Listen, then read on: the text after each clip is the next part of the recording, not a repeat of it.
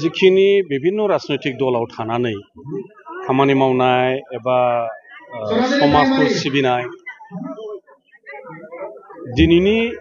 UPPL राजनैतिक दलाव मानगेरेट प्रमद बर' बिथांनि दैदेननायाव जिखिनि मोनसे परिबेश मोनदों आरो भबिष्यतखौ जिखौ नुदों राजनैतिक जि भबिष्यत बे गासै खोथाफोरखौ बे विभिन्न दल संगठननि व्यक्तिफ्रा साननो हायो आरो बे साननायजों बुजिनायजों दिनैहाय लैहोर आरो दिनैनो प्रथम एबा बहायल' नङा सानफ्रोमबो मावबा 1000 मावबा 500 मावबा 200 जगदान इउपिपिएल दलाव जाबाय थानायखौ बयबो निश्चय नोंथांमोनहाबो नुदों बिनि गुदियाव बेखौनो लुबैदों जे मोनसे सुस्थ परिबेश मोनसे राजनैतिक सुस्थता जाय राजनैतिक सुस्थता फैयोब्ला ओनसोलनि जौगानाय गोबां विभिन्न धरननि जातीय जेंनाफोर रांखान्थि जेंनाफोर बा जौगानायनि हाबाफारिफोरखौ मावफुंनायनि थाखाय सुबिदा जायो बे गासै बाथ्राफोरखौ नोजोर होनानै दिनै रायजो राजा विभिन्न दलनि दैदेनगिरि मावथिफारियाफ्रा दिनैहाय जगदान जादों बिटिसिनि बारखौ खुंगिरि बिथांखौ मोलेर नोंथांखौ बुंदों जे माने बिपिएफनिफ्राय इउपिपिएलसिम डेपुटेसनावसो हरदों होननानै बे खोथा जानो हाया बेखौ बुंग्लानाय राव होननानै बुंजायो बहाय जेबो ओंथिबो गैया बिदि घटनाबो जाफेरा दा बे बुंनायाव जवाब होनांगौ बिनि फिननाय होनांगौ होननानैबो आं साना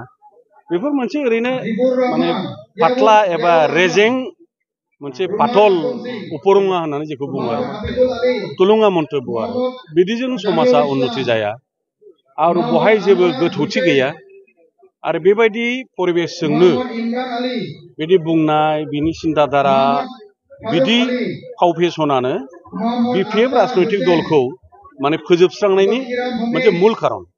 दिनै बिपिएफआ जोबनो थांनायनि खारना जाहैबाय बेबायदि सिन्ताधारा बेबायदि बुंनाय बिदि फाव फेसनानो बिपिएफखौ फोजोबनायनि लामायाव लांगासिनो दं फैबाय थानाय समफ्राव नैबे इउपिपिएल हानजाया एबसुलुट मेजरिटि लानानै सरकार खुंगोन सानो दानि जि परिस्थिति आहा मोनसे बिश्वास दङ जे बिटिसिआव गभर्नमेन्ट दानो थाखाय जेसेबां मेजिक नाम्बार नांगौ बे मेजिक नाम्बारखौ इउपिपिएलआ एबाराव मोनगोन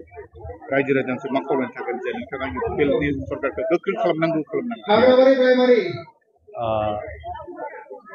जेला मोनसे